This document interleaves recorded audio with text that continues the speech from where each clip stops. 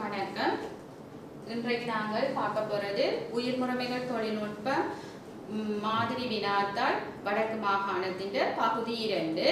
அதுல பகுதி 2 இரண்டு பகுதிகளை கொண்டிருக்கு. ஒன்று அமைப்பு கட்டுரை வினா, கட்டுரை வினா. இப்போது நாங்கள் அமைப்பு கட்டுரை வினாவுக்கு ஒரு 4 அமைப்பு கட்டுரை வினாக்கள் காணப்படும். ஒரு அமைப்பு கட்டுரை வினாவுக்கு 75 புள்ளிகள் வீதம், 4 அமைப்பு கட்டுரை வினாக்களுக்கு 300 புள்ளிகள் வழங்கப்படும். கட்டுரை வினாக்கள் 6 வினாக்கள் தரப்படும். அதில் விரும்பிய 4 வினாக்கள் தெரிவு செய்யப்பட வேண்டும். ஒவ்வொரு வினாவுக்கும் 100 புள்ளிகள் வீதம் 400 புள்ளிகள் வழங்கப்படும். பகுதி 2ற்கு மொத்தமாக 700 புள்ளிகள் வழங்கப்பட்டு பின்பு பிராக்டிகலுக்கு 25 புள்ளிகள் வழங்கப்படுற காரணத்தினால பகுதி 2க்கு 35 புள்ளிகள் வழங்கப்படும். இப்போது நாங்கள் பகுதி 2 அமைப்பு கட்டுரை வினாவை பார்ப்போம். வானிலை தகவல்களை சரியாக பெறுவதற்காக உபகரணங்கள் உரியவாறு தாவிக்கப்பட்டு வானிலை அவதானிப்பு நிலையம் காணப்படும்.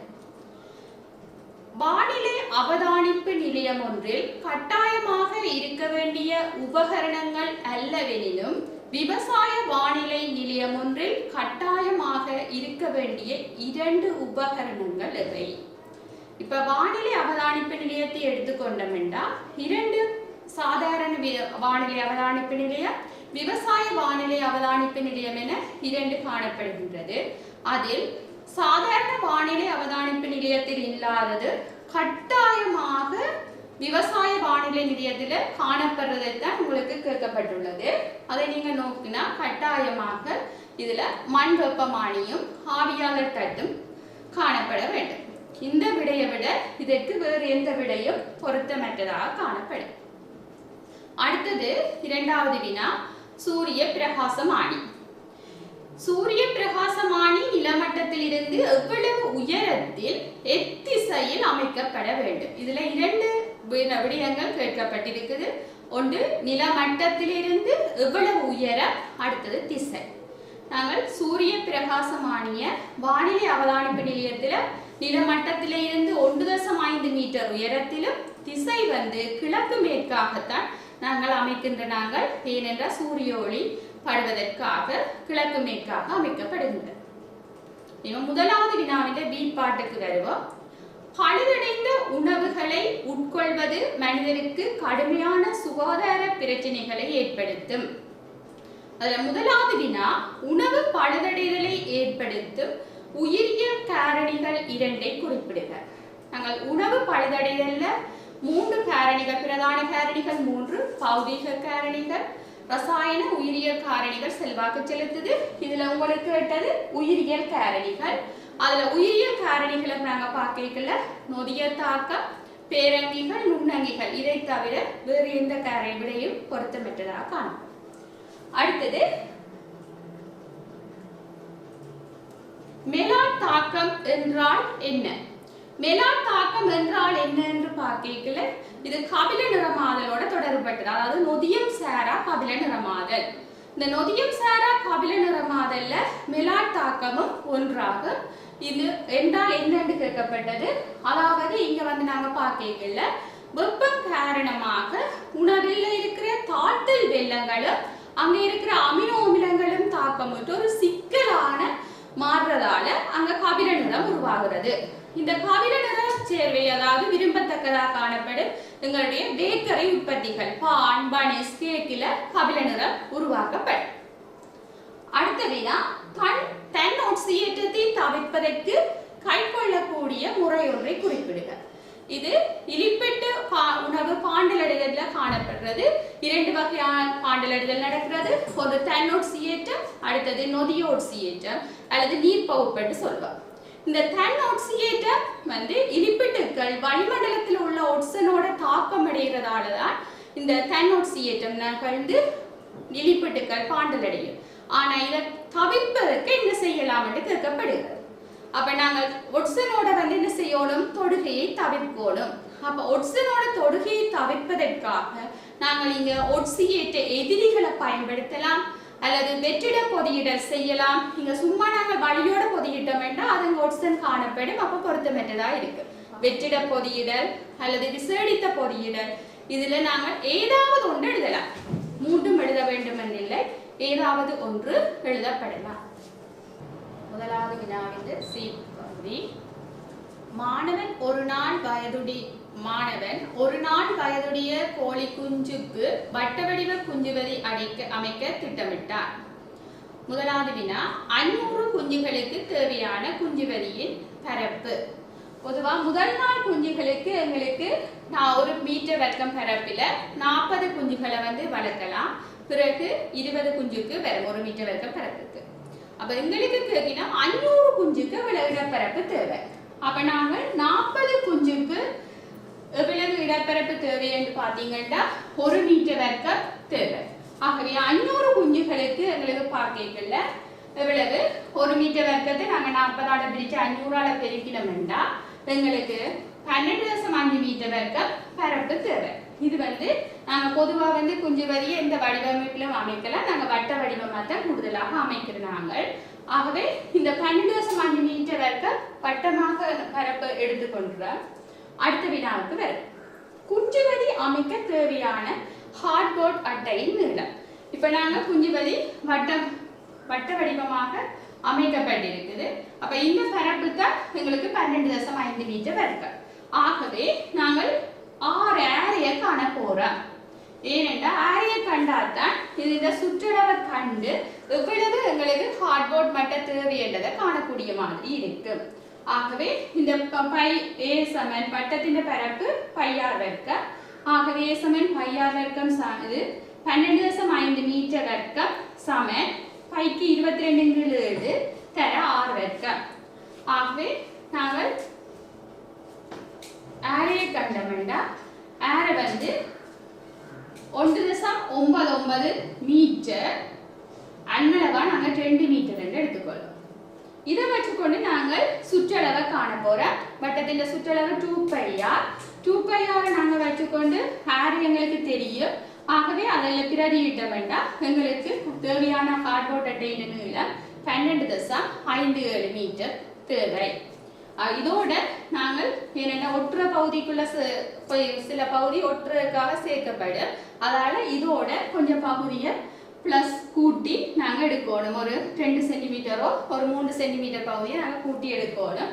ஆகவே நாங்கள் அண்ணளவா உங்களுக்கு 12.6 மீட்டர் என்று போட்டாலும் சரி, இந்த 12.5 அக்யூரேட்டான ஹார்ட்போர்ட் அட்டையின் நீளம். அங்கே நாங்கள் ஜாயிண்ட் ஆக்குறதுக்கான இடம் இதுல கொடுக்கப்படவில்லை.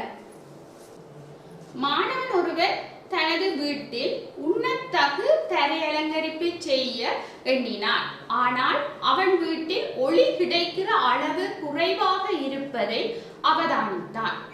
நாங்க பார்த்தோம்னா தாவரங்கள் 3 வகையாக நாங்கள் ஒளிய விரும்புகிற தாவரங்கள், அதாவது சரியான ஒளி செறிவு கூடுதலாக இருக்கிற ஒளியில வளர்ற தாவரங்கள், நிழல விரும்புகிற தாவரங்கள், நடுத்தரமான ஒளிய விரும்புகிற தாவரங்கள் என்று நாங்கள் வகைப்படுத்தலாம்.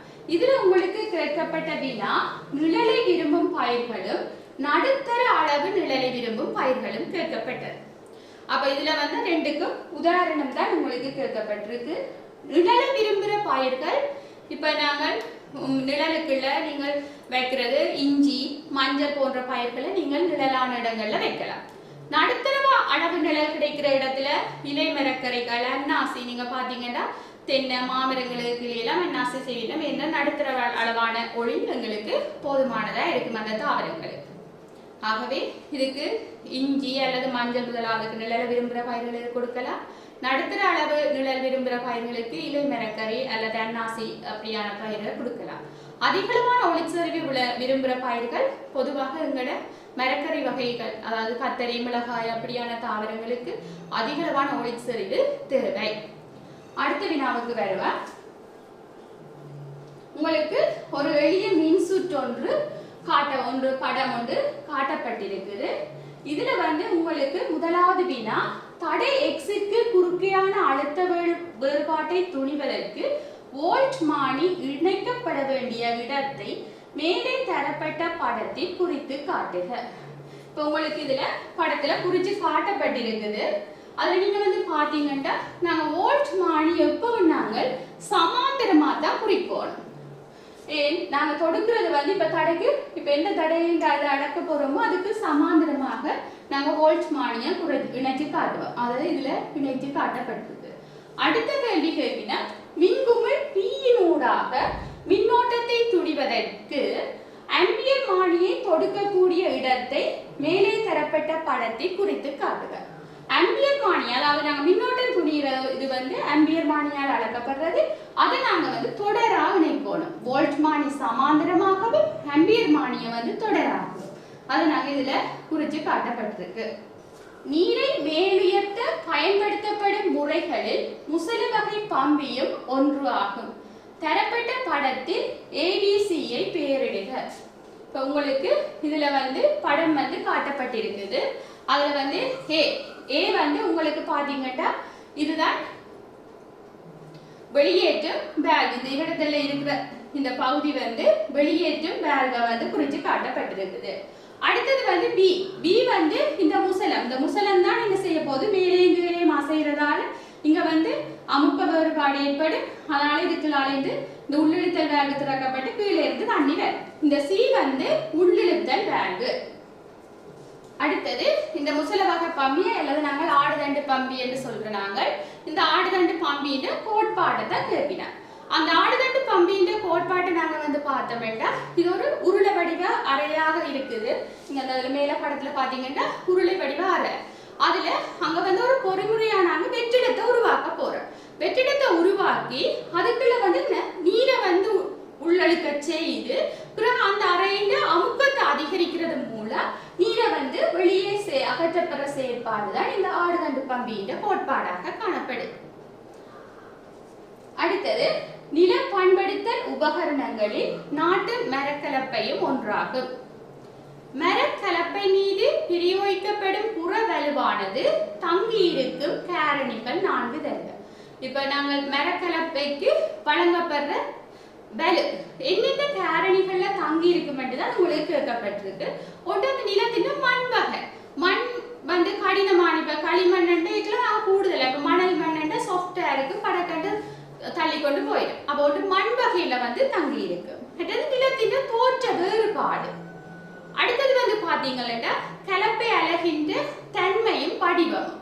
அந்த அலகு வந்து கலப்பையின் அலகுல வந்து எப்படியான தன்மையில இருக்குது அந்த வடிவத்தை அடிப்படையா வச்சுக்கொண்டு இப்ப கூர்த்தன்மையா இருக்கேகல அது வந்து என்ன இலகுவாவது கிளறி கொண்டு போகக்கூடிய மாதிரி இருக்கு. அப்படி அந்த வடிவமும் தன்மை மற்றும் உடும் ஆழமும் உடுகிற பீதமும் இவ்வளவு காரணிகள்லையும் நாங்கள் வழங்கப்படுற வலு வந்து தங்கி இருக்கு. அடுத்ததுனா அரிமரத்தின் அடர்த்தி அதிகரிக்கும் போது அதன் வலிமை அதிகரிக்கும். அரிமரத்தின் வலிமை என்றால் என்ன? இப்ப நாங்கள் ஒரு அரிமரத்துக்கு இந்த வலிமை எப்படி நாங்கள் பார்ப்போம் என்றால் வெளியில இருந்து நாங்கள் ஒரு விசையை வந்து பிரயோகிக்க போறோம். அந்த விசை வந்து பிரயோகிக்கல அந்த அரிமரத்தின் வடிவம் அல்லது பருமன் வந்து என்ன செய்யணும் வேறுபடாம அப்படியே இருக்கிற தன்மையை தான் நாங்க என்னன்னு சொல்லுவோம் என்றால் அரிமரத்தின் வலிமை என்று சொல்லுவோம். அதுல இப்ப நாங்கள் விசையை கொடுக்கல அதை நான் செஞ்சோம் அதன் வடிவங்கள் மாறுபட்டுதுண்டா அதுக்கு வந்து அந்த வலிமையை இழந்துட்டு அப்ப நாங்கள் வலிமை என்றா என்னன்னு கேட்டீங்கன்னா அதாவது நாங்க புறத்தே இருந்து பிரயோகிக்கப்படும் விசை காரணமாக அரிமரத்துண்டின் வடிவமோ பருமனோ வேறுபடாது இருக்கும் தன்மையை அந்த அரிமரத்தின் வலிமை எனப்படும். அடுத்தது அரிமர அடர்த்தி வேறுபடுவதில் செல்வாக்கு செலுத்தும் காரணிகள். நாங்கள் எல்லா அரிமரத்தின் அடர்த்தியும் ஒரு மாதிரி இருக்காது, வேறுபட்டு இருக்கு. அதுல என்ன காரணம் என்று பாத்தீங்கன்னா அங்க தாவரத்தின் கலன் கட்டுக்கள், அடுத்தது குடைக்கல விடயங்கள், கலச்சுவரின் தடிப்பு, இது காரணமாகத்தான் அந்த அரிமரத்தின் அடர்த்தி வந்து என்ன செய்யுது வேறுபடுகிறது. அடுத்தது இரண்டாவது அமைப்பு கட்டுறவினா ஏற்பாடு தேங்காய் சிரட்டை சார்ந்த பிரதானமான ஓர் உற்பத்தியாக ஏவப்பட்ட கார்பன் உற்பத்தி காணப்படுகின்றது. ஏவப்பட்ட கார்பனின் பயன்கள் 2 தருக. இப்ப நாங்கள் தேங்காய் சிரட்டியை பயன்படுத்தி அதை வந்து இருந்து ஏவப்பட்ட கார்பனை நாங்கள் உற்பத்தி செய்யற நாங்கள் இந்த கார்பன் வந்து என்னதுக்கு பயன்படுத்தப்படுதுன்னு கேட்கினா இது கடந்த வருடம் கட்டுரை வினாவில் 2019ஆம் ஆண்டு நடந்த பரீட்சையில் கட்டுரை வினாவாக இந்த கேள்வி வந்தது. ஏவப்பட்ட காபனின் பயன்கள் 2. ஒன்று, நாங்கள் வளிபதனாக்கி அதாவது ஏசி போன்றவற்றில் இந்த கேஸா வந்து நாங்கள் பயன்படுத்துகிறோம். அடுத்ததாக வளிபதனாக்கி போன்றவற்றில் நாங்கள் வாயு வகைகளையும் காற்றையும் வடிகட்டுற கருமங்கள்ல இந்த ஏவப்பட்ட காபனை பயன்படுத்துகிறோம். அடுத்தது ரசம் நீக்கல், ஒளிப்பிரதி அச்சுடல் போன்ற ரசாயனவியல் செயல்முறைகள்லையும் நாங்கள் இந்த ஏவப்பட்ட காபனை வந்து பயன்படுத்துகிறோம். அடுத்த பானவக உற்பத்தி செய்யறதுக்கு பயன்படுத்தப்படுற நீரில் அங்கே குளோரினை வந்து நீக்கிறதுக்கு பயன்படுத்துகிற நாங்கள். இதில் நீங்கள் ஏதாவது 2 எழுதலாம், இன்னும் நிறைய இருக்குது. அதாவது தங்கம் பிரித்தெடுப்பில் நாங்கள் பயன்படுத்துகிறோம், அப்படி நிறைய இருக்கின்றது. அதில் நீங்கள் ஏதாவது இதில் பொருத்தமான மிக பொருத்தமான 2 எழுதினா ஓகே. அடுத்தது ஆழ்த்தும் அச்சுக்களை பயன்படுத்தி ரப்பர் பண்டங்கள் உற்பத்தி செய்யும் விதத்தை பாச்சற்கோட்டு படத்தில் காட்டப்பட்டுள்ளது. அப்ப இதுல உங்களுக்கு வந்து கேட்கப்படுது, முதல் மைய நீக்கம் செய்த ரப்பர் பால் வருது. இதுல அடுத்தது A B போட்டு பிறகு பகுதியாக அமிழ்த்துதல், அதாவது மீண்டும் ஆழ்த்துதல், தேவையான அடுத்தது உலர்த்துதல், பிறகு ஒரு C என்று போட்டிருக்கு, அடுத்தது அச்சிலிருந்து வெளியெடுத்தல். இது உங்களுக்கு ஒரு பாச்சற்கோட்டு படமாக தரப்பட்டிருக்கு. இதுல நீங்க வந்து பாத்தீங்கன்னா ABC என்ற பேரிட சொல்லித்தான் கேட்டிருக்கிறேன். அப்ப இதுல நீங்க முதலாவது படிமுறை என்னன்னு கேட்டீங்கன்னா, அதாவது நீங்க மைய நீக்கம் செய்த பாலுக்கு பால், அடுத்தது அது என்னவா வரப்போதண்டா அது கூட்டு ரப்பர் பால்.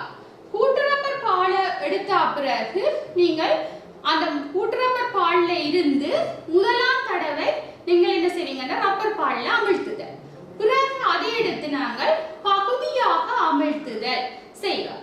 பிறகு அந்த பகுதியாக அமிழ்த்தின பிறகு அதை எடுத்து உலர்த்துவோம்.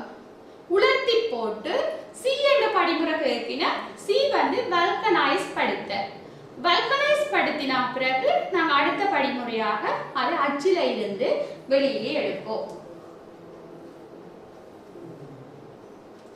அடுத்து அந்த C படிமுறை என்ன? வல்கனைஸ் படுத்தல்.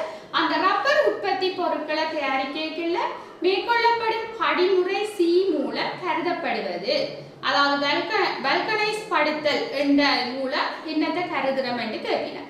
இங்க வந்து நாங்க பார்த்தோம்னா சல்பரை சேர்த்து உறுதித்தன்மையை அதிகரிக்கிறது தான் இது நோக்கமாக இருக்கிறது. வல்கனைஸ் படுத்தல் என்றால் ரப்பர் பாலுக்கு நாங்கள் சல்பரை சேர்த்து அதை உறுதிப்படுத்துதல், உறுதித்தன்மையை கூட்டுறது.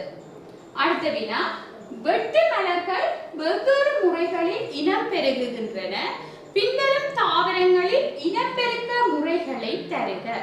இப்ப நாங்க வெட்டு மலர்கள் வெவ்வேறு விதமாக இனப்பெருக, அதாவது இலிங்க முறையில இனப்பெருகும், இலிங்கம் மில் முறை அதாவது பதிய முறையில இடம்பெறுகின்றது. அதுல உங்களுக்கு அந்தோரியமும் ஓக்கிட்டும் தரப்பட்டிருக்குது. அந்தோரியம் எவ்வாறு இடம்பெறுகின்றன? வித்துக்கள் மூலமற்ற இலிங்க முறை இனப்பெருக்கத்திலையும் இனம்பெறுகின்றன. அதை விட உறிஞ்சிகள் மூலம் இளைய வளர்ப்புகள் மூலம் இனம்பெருக்கப்படுகிறது.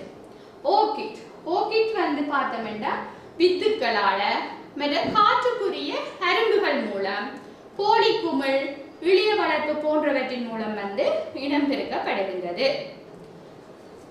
அடுத்த வினா, மலர்களின் காம்புகளை பரிகரிப்பதற்கு ரசாயனங்கள் பயன்படுத்தப்படும்.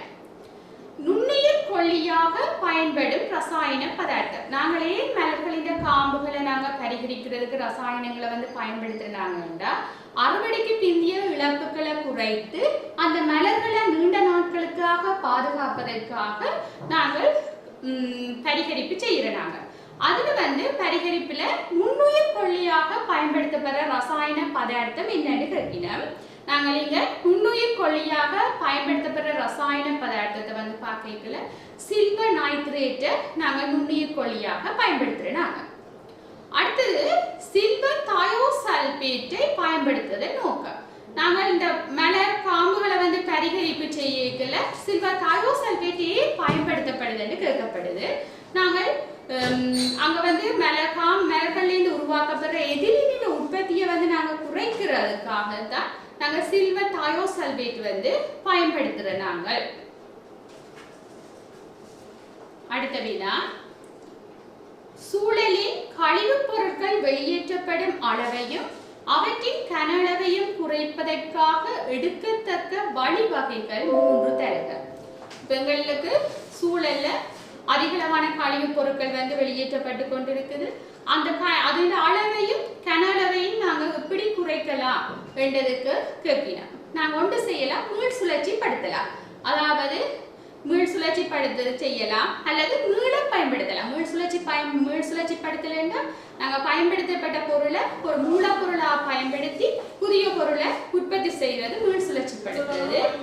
அடுத்தது வந்து பார்த்தோம்னா கழிவுப் பொருள் தேக்கம் ஒன்றை அமைச்சு அதுக்குள்ள இருக்கிறது. இப்ப எல்லா இடமும் சிந்தி பெருஞ்சு செய்யாம ஒரு தேக்கத்தை அமைச்சு அதுக்குள்ள நாங்கள் இடையையும் அந்த அளவு கன அளவு எல்லா இடம் பரவி இருக்கிற அளவு குறைச்சு கொள்ளலாம். அது பொசுக்குதல். இப்ப அதாவது சூழலுக்கு மாசுபடாத சேதன கழிவுகளாக இருந்தால் அதை நாங்கள் உடனே பொசுக்குதல், அதாவது எரிச்சு அதை அகற்றுவதன் மூலம் வந்து கழிவுப் பொருள் வந்து சேர்றதை வந்து குறைச்சு கொள்ளலாம்.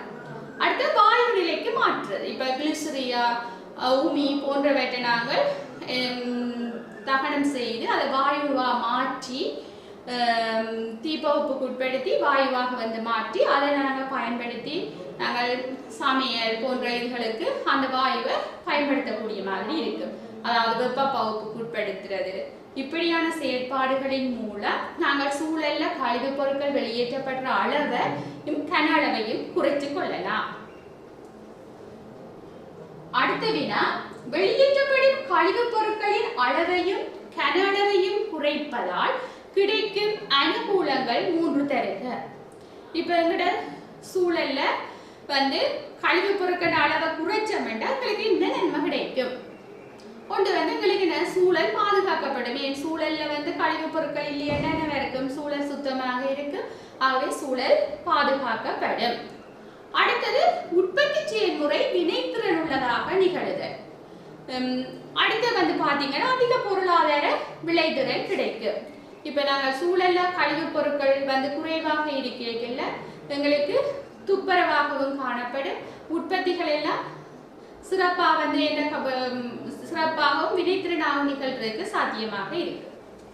அடுத்தது மண்ணின் தோற்ற அடர்த்தியானது உயிர் முறைமைகள் மீது செல்வாக்கு செலுத்துகின்றது.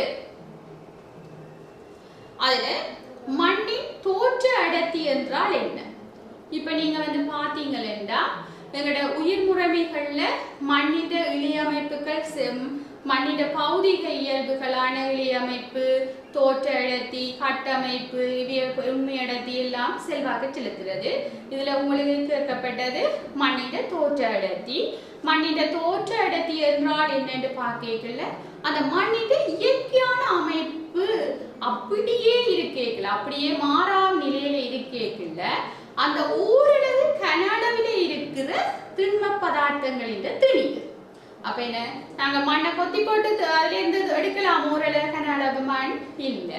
அந்த அமைப்பு மாறக்கூடாது. இயற்கையாகவே அப்படியே இருக்கும்போது அதுல இருந்து ஓரளவு கன அளவு மண்ணை எடுத்து அதுல இருக்கிற திண்ம பதார்த்தங்கள்ட திணிவுதான் நாங்க தோற்ற அடர்த்தி என்று சொல்றோம்.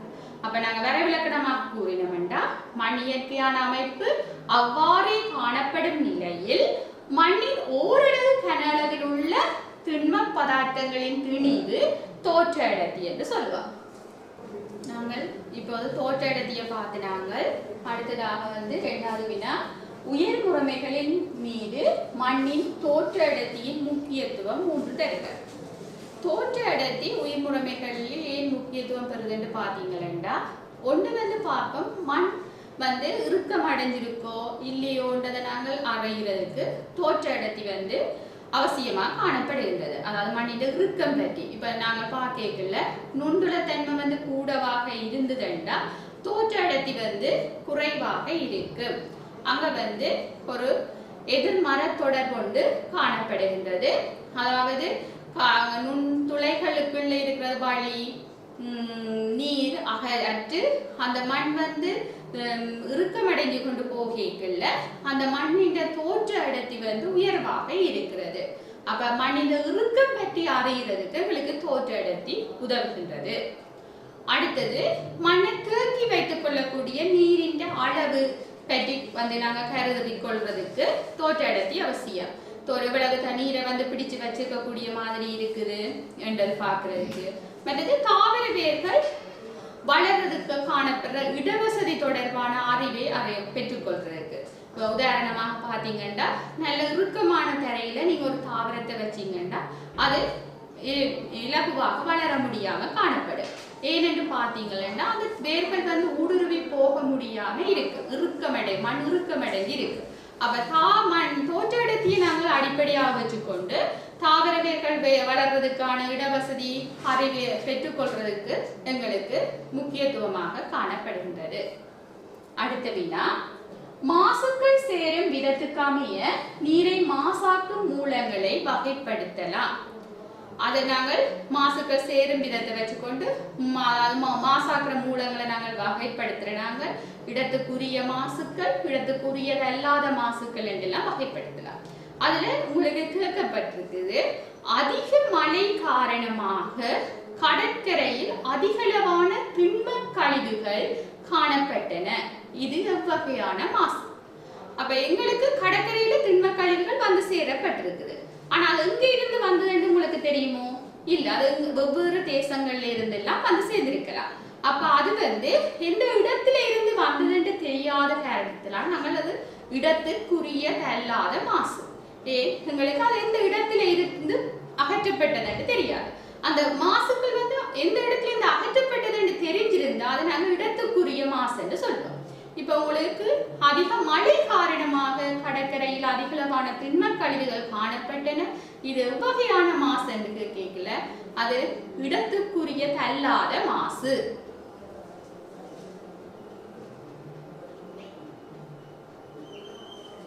அடுத்த வினா, கழிவுநீர் பரிகரிப்பின் முக்கியத்துவம் 2 தருக. நாங்களே கழிவுநீரை பரிகரிப்பு செய்யணும். இந்த கழிவு நீரை அப்படியே நாங்க சூழல்ல விட்டோம்னா அதுல இருக்கிற அசேதன பதார்த்தங்கள் காரணமா என்ன நடக்கு? சூழல் மாசடையும்.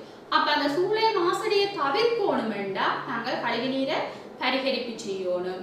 அதுல வந்து நோயாக்கிகள் காணப்படலாம், அந்த நுண்ணங்கிகள் இருக்கு, அதுகள் இந்த பரம்பலை தவிர்க்கிறதுக்காக நாங்கள் என்ன செய்யணும்? கழிவு நீரை பரிகரிப்போம். அடுத்தது ஒரு நீர் வந்து பாத்தீங்கன்னா ஒரு வரையறுக்கப்பட்ட வளம். அதை நாங்கள் தொடர்ந்து மீண்டும் மீண்டும் பயன்படுத்தணும் என்ற வழியால அந்த கழிவு நீரை நாங்கள் பரிகரிப்பு செய்து தாவரங்களுக்கு வேற தேவைகளுக்காக அதை பயன்படுத்தி கொள்ளலாம்.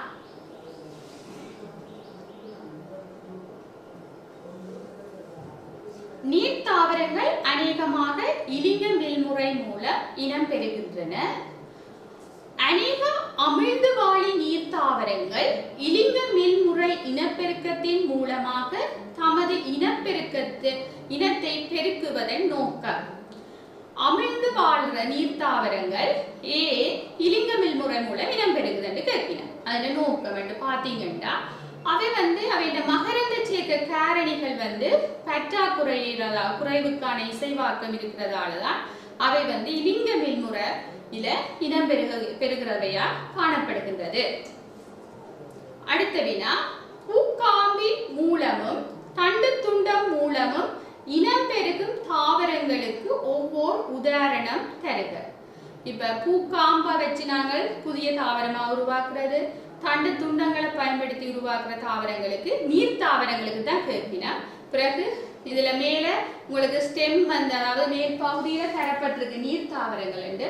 இந்த இடத்துல மாணவர்கள் அநேகமாக பிழைவிடுறவ பூக்காம்பு தண்டு துண்டம் என்றோன்னு சாதாரண தாவரங்கள் எழுதினோம். ஏன் இதுலயே அதுல நீர் தாவரம் என்று சொல்லி எழுதிட்டு அதை அப்படியே எழுதிடும். ஆனா மேல உங்களுக்கு நீர் தாவரங்கள் என்று தரப்பட்டிருக்கு, அதை கவனமாக கவனிக்க வேண்டும். இப்ப நீர் தாவரங்கள்லாம் நீங்க கொடுக்கணும். இதுல பூக்காம்பு மூலம் இனம் பெறுகிறது வந்து எக்கைனோடோரஸ், தண்டு துண்டங்கள் மூலம் ஐதரில்லா போன்ற தாவரங்கள் இனம் பெறுகின்றது. இலங்கையில் ஏற்றுமதி சந்தைக்கென வளர்க்கப்படும் அலங்கார நீர் தாவரம் ஐதரில்லா.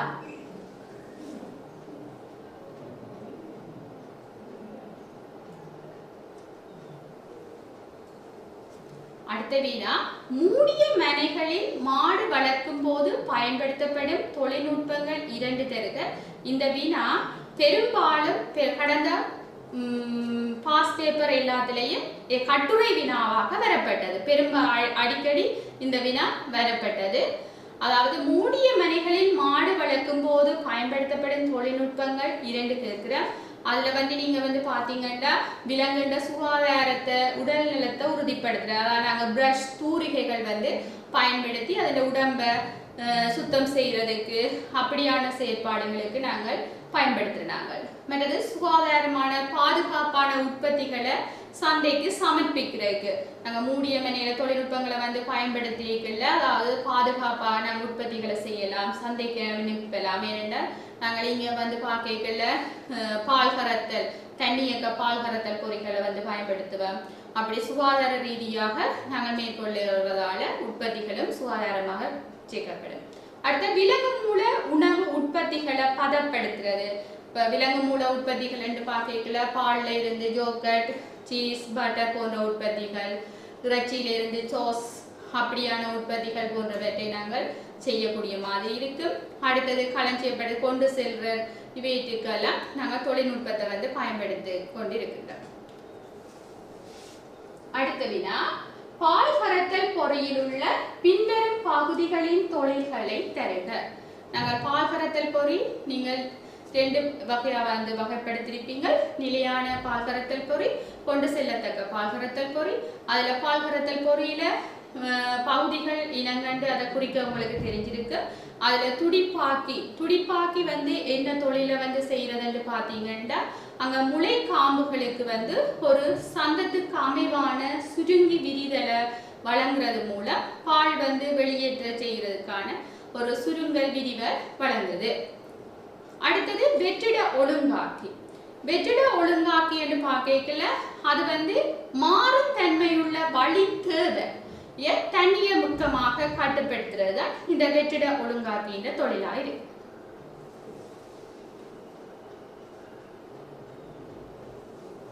அடுத்த வினா, வெப்பத்தை பயன்படுத்தி நற்காப்பு செய்தலில் குறைந்த வெப்பநிலையை பயன்படுத்தி உணவை நற்காப்பு செய்தலும் ஒன்றாகும். நாங்கள் வெப்பத்தை பயன்படுத்தி நற்காப்பு செய்யறதை 2 வகையாக வகைப்படுத்தலாம். ஒன்று குறைந்த வெப்பநிலையில நற்காப்பு செய்யறது, அதிக வெப்பநிலையில நற்காப்பு செய்யறது. அதிக வெப்பநிலையில நற்காப்பு செய்யறதை நீங்க வந்து பார்க்கல கிருமி அழித்தல், பாய்ச்சராக்கம் போன்றவற்றை கருதலாம். அதே மாதிரி குறைந்த வெப்பநிலையில கருதிக்கல குளிரேற்றுதல், குளிரூட்டி உலர்த்தல், ஆள் குளிரேற்றல் என்ற 3 வகையில நாங்கள் நற்காப்பு செய்யலாம். இதுல உங்களுக்கு கேட்கப்பட்டது குளிரேற்றி உலர்த்தலின் கோட்பாடு. குளிரேற்றி உலர்த்தல் என்று பார்க்கல இங்க வந்து என்ன நடக்குதுன்னா திண்மமா இருக்கிறது வந்து ஆவியாக மாற்றப்படுற செயற்பாடுதான் இந்த குளிரேற்றி உலர்த்தல்ல நடக்குது. அதாவது திண்மமா இருக்கிறது ஆவியாக மாறத நாங்க பதங்கமாதல் என்று சொல்லுவோம். இந்த செயற்பாட்டின் மூலம் இந்த உணவில இருக்கிற நீர் வந்து அகற்றப்பட போகுது. குளிரேற்றி உலர்த்தலின் மூலம் நற்காப்பு செய்யப்படும் உணவுகளுக்கு உதாரணம் 2 தருக. ஒன்று மீன், இறைச்சி சார்ந்த உற்பத்திகள், ஸ்ட்ராபெரி போன்றவை வந்து இதுக்கு உதாரணங்களாக. அடுத்த வினா, விளைபொருளை களஞ்சியப்படுத்தும் போது நிகழும் இழப்பை இழிவாக்க தாழ்வான வெப்பநிலையிலும் உயர்வான ஈரப்பதனிலும் களஞ்சியப்படுத்த வேண்டும். காய்கறி வகைகள் மற்றும் பழ வகைகளை தாழ்வான வெப்பநிலையிலும் உயர்வான ஈரப்பதனிலும் களஞ்சியப்படுத்துவதன் நோக்கம் 2 தருக. அதாவது கேட்கின தாழ்வான வெப்பநிலை உயர்வான ஈரப்பதன் ஏன் நாங்கள் அப்படி களஞ்சியப்படுத்தணும் என்றா, ஒன்று வந்து நீர் வெளியேறது வந்து குறைவாக இருக்கும், வெப்பநிலை குறைவு ஆனால் சாரீரப்பதன் வந்து கூடவாக இருக்கிறதால அந்த உணவிலிருந்து நீர் வெளியேறுவது குறையும். அடுத்தது அறுவடைக்கு பிந்திய நோய்கள் வந்து பரவுறது குறைவாக இருக்கு.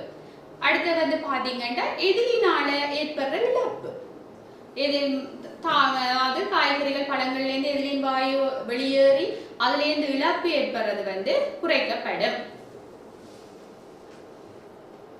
அடுத்த வினா, உணவு பொருளொன்றை வாங்குவதற்கு முன்பாக அநேகமான நுகர்வோர் அதிலுள்ள போசனை பொருட்களின் விவரத்தை வாசிக்க விரும்புவதால் போசனை பொருட்களில் சுட்டியிடுவது பொதுவான நடைமுறையாக இருக்கின்றது. போசனை பொருட்களை சுட்டி இடுவதன் பிரதான முக்கியத்துவத்தை குறிப்பிடுக. நாங்கள் போசனை பொருட்கள்ல சுட்டி இட வேணும் என்றுதான் நீங்க கேட்கப்படுது.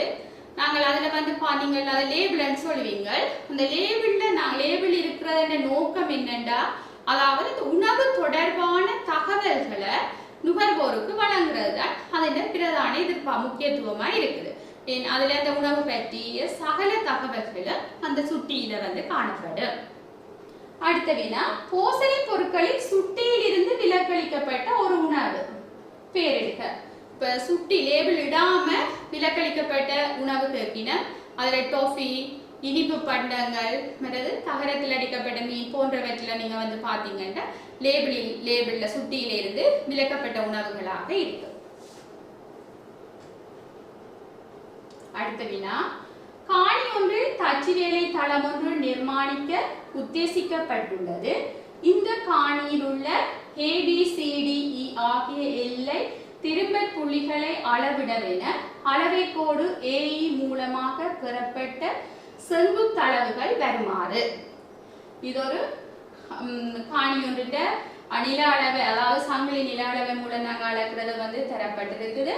இதுல எல்லா புள்ளிகள் ABCD என்று குறிக்கப்பட்டிருக்குது. அந்த அளவு கோட்டின் வழியே எவ்வளவு தூரம், ஒவ்வொரு புள்ளிக்கு இடையிலான தூரம் தரப்பட்டிருக்குது. அடுத்தது செங்குத்தளவு தூரங்களும் உங்களுக்கு தரப்பட்டிருக்குது. இதை வச்சுக்கொண்டு நாங்கள் இனிமே அடுத்த வினாவுக்கு வருவோம். முதலாவது கேள்வி கேட்கின, சங்கிலி அளவை என்றால் என்ன? இப்ப சங்கிலி அளவை என்றால் என்னன்னு நீங்க பார்க்கல. இங்க ஏக பரிமாண தூரங்களை மாத்திரம் பயன்படுத்தி காணி ஒன்றினை சங்கிலிகள் மூலம் அளந்து அதை நீங்க முக்கோணிகளாக பிரித்து அதை தரப்படவை காண்ற முறைதான் சங்கிலி அளவு முறை. அடுத்தது, தரப்பட்ட செங்குத்து தூரங்களை பயன்படுத்தி எல்லா அளவீடுகளையும் குறிப்பிட்டு மேற்படி காணியின் பருமட்டான கிடைப்படத்தை வரைக. அப்ப இப்ப நீங்க பார்க்க போறீங்க, உங்களுக்கு ஒரு படம் உண்டு. நீங்க இந்த அளவீட்டை வச்சுக்கொண்டு நாங்க படம் கீற வேணும். அப்ப இதுல நீங்க பார்க்கல. இப்ப உங்களுக்கு அளவீடுகள் இப்ப நீங்க முதலாவது எங்களுக்கு சொல்லினா இதுல அதாவது ABCD என்றது எல்லை திரும்பல் புள்ளிகள். அப்ப காணியை சுத்தி வரப்போற புள்ளிகள் இந்த ABCD. அதுல AE அளவைக்கோடு. AE அளவைக்கோடுண்டா, அதாவது இப்படி வரப்போகுது அளவைக்கோடு. இப்ப இந்த இதுல நீங்க பாத்தீங்கன்னா AE இந்த புள்ளி அளவைக்கோடாக இருக்கிறது. ABCD என்று இந்த பரப்பு, அதாவது எல்லை புள்ளிகள் வரப்போகுது. இதுல உங்களுக்கு அந்த தூரங்களை படமா கீற சொல்லி கேட்கிறேன். இதுல A என்ற புள்ளியில ஸ்டார்ட் பண்ணுது. ஆகவே இந்த கிடைத்து இந்த தூரம் சைபர். அடுத்தது பாத்தீங்கன்னா B என்ற புள்ளி இதுல வரப்போகுது. B இப்ப B A இருந்து 20 மீட்டர் தூரத்துல இருக்கு. அப்ப இந்த புள்ளி 20 மீட்டர் தூரத்துல இருக்குது. அந்த B இன் வலது பக்கமாக என்ன 10 மீட்டர் தூரத்துல ஏதோ ஒரு பொருள் இருக்குது. அந்த எல்லை இருக்குதுன்னு வைங்க. அப்ப இதுல பார்த்தோம்னா அப்ப வலது பக்கமாக 10 மீட்டர். அப்ப B என்ற புள்ளியில இருந்து வலது பக்கமா நாங்க 10 மீட்டர் என்ற புள்ளிய அளந்து குறிப்போம். பிறகு அப்படியே போனீங்கன்னா A என்ற புள்ளியில இருந்து 40 மீட்டர் தூரத்துல அடுத்த C என்ற புள்ளி இருக்குது. அந்த C என்ற புள்ளியில இருந்து இடது பக்கம் 10 மீட்டர் தூரத்துல அடுத்த புள்ளி இருக்குது. அப்ப அதை இதுல நாங்க மார்க் பண்றோம். அப்படியே திருப்பி அந்த அளவுக்கோடு வழியே நடந்து கொண்டு போகைக்குள்ள 60 மீட்டர் ஏண்ட புள்ளியில இருந்து 60 மீட்டர் தூரத்துல வலது பக்கம் ஒரு 10 மீட்டர் தூரத்துல ஏதோ ஒரு புள்ளியோ ஏதோ ஒரு பொருள் இருக்கு. அதையும் நாங்கள் இதுல குறிச்சாச்சு. இனிமேல் தொடர்ந்து அந்த அளவு கோட்டு வழியை நடந்து கொண்டு போகைக்குள்ள 80 மீட்டர் தூரத்துல எங்களுக்கு என்ற புள்ளி இருக்கு. அப்ப இதை வச்சுக்கொண்டு படத்தை நாங்க ஜாயின் பண்ணினோம்னா எங்களுக்கு வரும்.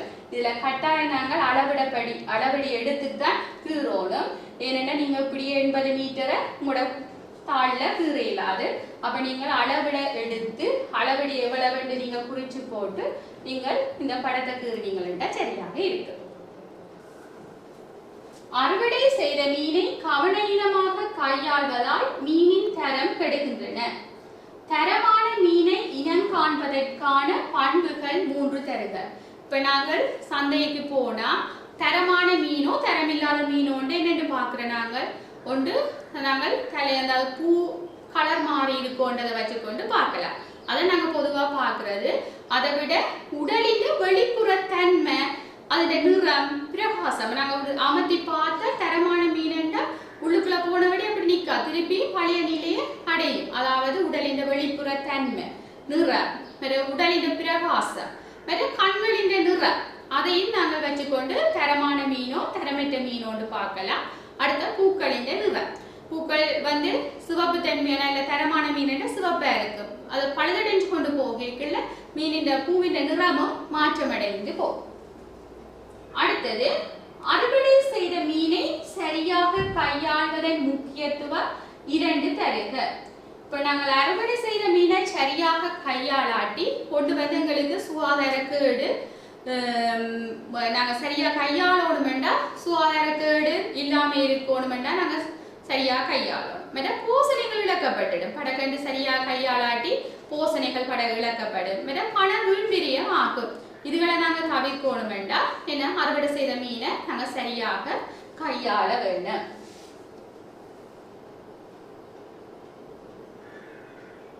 அடுத்த வினா, சந்தையில் மரக்கறி வியாபாரத்தை மேற்கொள்ளும் ஒரு முயற்சியாண்மையாளர் இவ்வியாபாரத்துக்கு மேலதிகமாக நடுத்தர அளவிலான கோழி பண்ணை ஒன்றினை ஆரம்பிப்பதற்கு எதிர்பார்க்கின்றார்.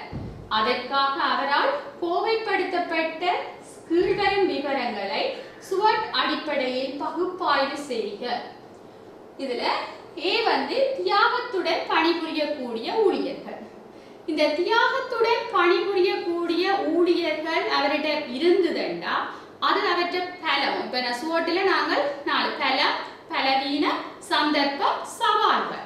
இதுல நாங்கள் பலமும் பலவீனமும் எங்களோட அகக்காரணிகள் என்று, சந்தர்ப்பமும் சவால்களும் புறக்காரணிகளுக்குள்ள எடுக்கிறோம். இதுல சவால்கள் திடீரென ஏற்படக்கூடியவையா இருக்கு, எங்களால எதிர்பார்க்காத விதமா ஏற்படும். இதுல உங்களுக்கு தரப்பட்டதை வச்சுக்கொண்டு தியாகத்துடன் பணிபுரியக்கூடிய ஊழியர்கள். தியாகத்தோட அவர் வேலை செய்தா அது உங்களோட பலமா பலவீனமா என்று பாத்தீங்கன்னா அதுங்களோட பலமாக இருக்கு. அப்ப நீங்க இதுல திருப்பி எழுத தேவையில்லை. அதுல என்ன நம்பர் ஏயோ போட்டீங்கன்னா சரி. அப்ப அது தியாகத்தோட பணிபுரியக்கூடிய ஊழியர்கள் எங்களிடம் இருந்தினம் என்றா அது எங்களுடைய பலமாக பலத்துக்குள்ள வரும். அடுத்தது பாரியளவில் கோழி பண்ணையை நடத்தும் வியாபாரிகளுக்கு, பாரியளவில் கோழி பண்ணையை நடத்தும் வியாபாரிகளும் அதே பிரதேசத்தில் இருத்தல். பாரியளவில் கோழி பண்ணையை நடத்தும் வியாபாரிகள் அந்த பிரதேசத்துல இருந்தா அவருக்கு அந்த பண்ணையாளருக்கு அது என்னவாக இருக்கு, பலமாக இருக்குமா பலவீனமாக இருக்குமா சந்தர்ப்பமா சவால், அவருக்கு அது ஒரு சவாலாக இருக்கு. அடுத்தது பிரதேச வெதுப்பகங்களிலும் ஹோட்டல்களிலும் முட்டைக்கான அதிக கேள்வி காணப்படும். அது அந்த பிரதேசத்துல அந்த முட்டைக்கு அதிக கேள்வி இருந்ததுன்னா அது அவருக்குரிய சந்தர்ப்பமாக கருதப்படும். அடுத்தது துருண சவிய கடன் திட்டத்தின் கீழ் கடன்களை பெற்றுக்கொள்ளும் வசதிகள் காணப்பட. அவர் கடனை பெற்று அவர் கோழி பணியை மேலும் பெருக்கிட்டுக் கொண்டு போகலாம். அப்ப அது அவருக்கு என்னதா இருக்கு, ஒரு சந்தர்ப்பமாக காணப்படுகிறது. பணிபுரியும் ஊழியர்களுக்கு கால்நடை வளர்ப்பு தொடர்பாக போதிய அறிவின்மை. அவர்கிட்ட வேலை செய்யறாக்களுக்கு அந்த கால்நடை வளர்க்கிறது தொடர்பான அறிவவையிட்ட இல்லை என்றால் அது அவையின் பலவீனமாக கொள்ளப்படும்.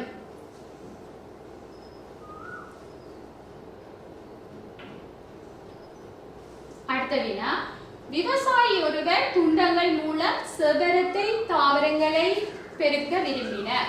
இதற்காக புதிய அங்குரங்களில் இருந்து பெறப்பட்ட குறைவன் வைர துண்டங்களையும் கூட்டெருவும் தும்பத்தோல் கலவையும் கொண்ட பொலித்தீன் பைகளில் நாட்டினர். துண்டங்களில் இருந்த இலைகளில் அரைப்பங்கை அகற்றிய பின் அவற்றை பொலிட்டனரில் வைத்தார். வினா, வளர்ப்பு ஊடகமாக கூட்டெருவும் தும்புத்தூளும் கொண்ட கலவையை ஏன் அந்த விவசாயி உபயோகித்தார்? இப்ப அங்க வந்து கூட்டுறவு தும்புத்தோடு பயன்படுத்தப்பட்டதே என்று கேட்கிறோம். ஒன்று வந்து கூட்டுறவிலிருந்து நாங்கள் போசணியை வந்து பெற்றுக்கொள்ளலாம். அதன் கூட்டுறவு தும்புத்தோடும் சேர்ந்திருக்கேக்கள் அங்க நீரையும் பிடிச்சு வச்சிருக்கும், அதாவது நீரை உறிஞ்சி வச்சிருக்கு. அதே நேரம் காற்றோட்டமாகவும் காணப்படும். அப்ப நாங்கள் அதுக்காகத்தான் நீங்க கூட்டுறவு தும்புத்தோடும் வந்து பயன்படுத்துற. அடுத்த விவசாயி பொலித்தீன் பைகளில் நாட்டிய துண்டங்களை ஏன் பொலிட்டனலில் வைத்த? அதாவது இந்த நாங்கள் பொலிட்டனல்ல வைக்கல, அங்க வந்து பொலிட்டனல் என்னவா இருக்கும், வெப்பநிலையும் கூடவாக இருக்கும், சாரீரப்பதனும் கூடவா இருக்கும். அப்ப அங்க என்ன நடக்கும், விரைவாக வேர் விடுதலை தூண்டக்கூடிய மாதிரி இருக்கும். அடுத்த வினா, பொலிட்டனலில் வைக்கப்பட்ட துண்டங்களின் வளர்ச்சியில் ஆதிக்கம் செலுத்தும் பிரதான சூழல் காரணிகள் எவை? நாங்க பொலிட்டனல்ல எங்களுக்கு உயர் சாரீரப்பதன உயர் வெப்பநிலைய நிலவுறது.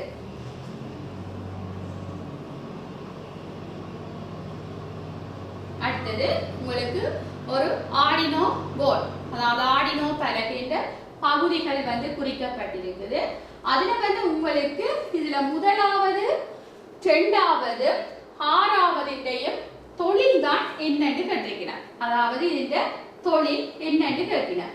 இப்ப ஒன்று முதலாவது நீங்க வந்து பாத்தீங்கன்னா இந்த இதுல கொழுவி போட்டுதான் நீங்கள் என்ன செய்யற, நீங்கள் கணனியோட கம்ப்யூட்டரோட இணைக்கப்படுற பகுதி வந்து இந்த பகுதியா இருக்கு. அதாவது நாங்கள் செல் நிரல்களை அதாவது புகுத்துறதுக்காக பயன்படுத்துற கணனியோட இணைக்கிற பகுதி தான் இந்த முதலாவது பகுதி. அடுத்தது இரண்டாவது வந்து பகுதியை வந்து பார்த்தோம்னா, இப்ப நாங்க கணனி இல்லை என்றாலும் எங்களுக்கு என்ன கரண்ட வழங்குற மின் வழங்குறதுக்கு பயன்படுத்த பகுதி இந்த இரண்டாவது பகுதியாக இருக்கு. ஆறாவது வந்து கேட்கினா, இதாவது ஆர்டினோ போர்டுக்குள்ள அதாவது ஒப்பிடி சமிக்கைகளை வாசிக்கிறதுக்கு, கூத்தப்பர் ஒப்பிடி சமிக்கைகளை வாசிக்கிறதுக்கு தான் இந்த இதுல பயன்படுத்தும். இதுல வந்து பாத்தீங்கன்னா அந்த A010 அப்படியே வந்து இருக்கு.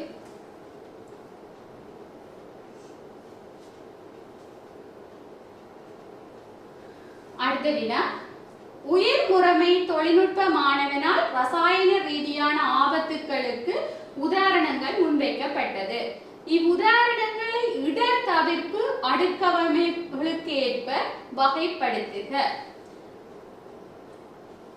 அதி அபாயமான ரசாயன பதார்த்தங்களை மனிதர் நடமாடும் இடங்களில் களஞ்சியப்படுத்தலை தவிர்த்த.